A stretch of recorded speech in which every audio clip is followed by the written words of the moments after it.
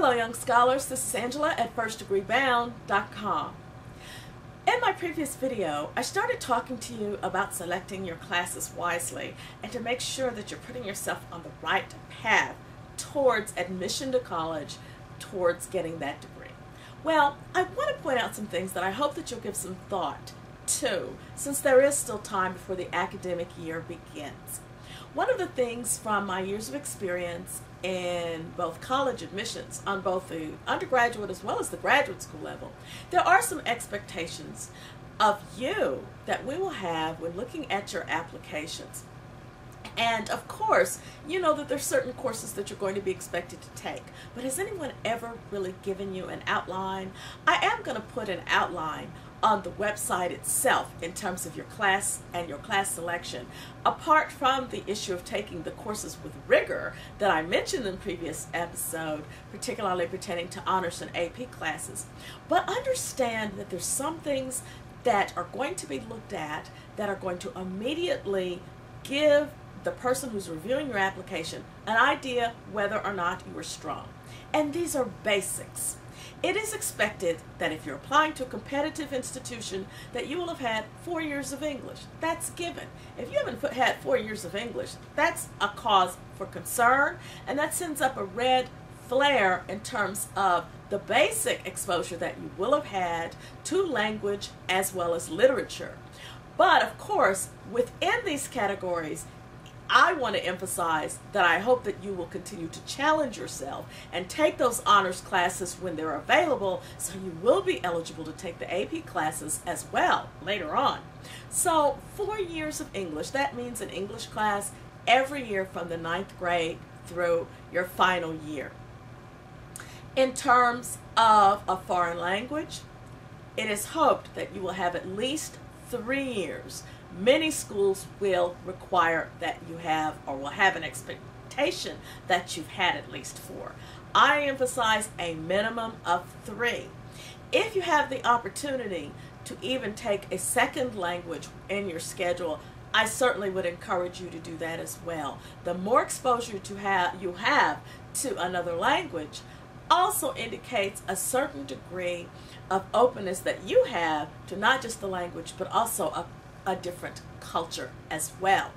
If you have a chance to consider taking Latin, I also encourage you to do that. Many words in the English language have Latin roots, and if you understand the structure of Latin and know a little bit about the vocabulary and the structure of the language, you're going to be able to make very educated guesses 2 years from now, 3 years from now, when you're taking the ACT or the SAT, because particularly many of the words, if you know the stem from which the words may have, particularly those with a Latin origin, you'll be able to make very educated guesses in terms of being able down the line to also increase your test score. But that's a different subject. In terms of a science, I hope that you have had at least 3 years of a science. Obviously, 9th grade, you're probably going to start out with natural science, which is kind of standard in terms of curriculum. But beyond that, yes, biology, chemistry, and physics are certainly courses that I would strongly recommend. Now, there is to a certain degree a correlation between your preparation in terms of mathematics that will also enhance your ability to excel when you get into some advanced courses on the science level. For example, if you're going to start to take physics, my recommendation is that hopefully you have advanced fairly well in mathematics in terms of being able to handle the physics, particularly if you're very good in science and want to see yourself taking an AP physics course.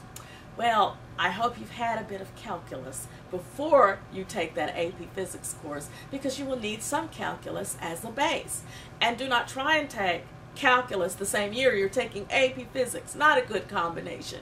You should certainly use one which will be a very good foundation for the other courses in the sciences that you want to direct yourself towards.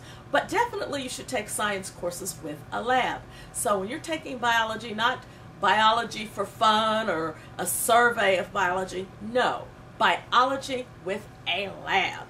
Get yourself educated as much as you can. One of the things that is not often emphasized is that you can actually start to earn college level credit while you're still in high school. But to be able to do that, you have to have a solid foundation to be able to be even eligible to take those courses. You should graduate from high school with as much knowledge, actually, by the time you graduate, as students who are already a freshman in college. You have that chance to push, you have that chance to demand that from your school system.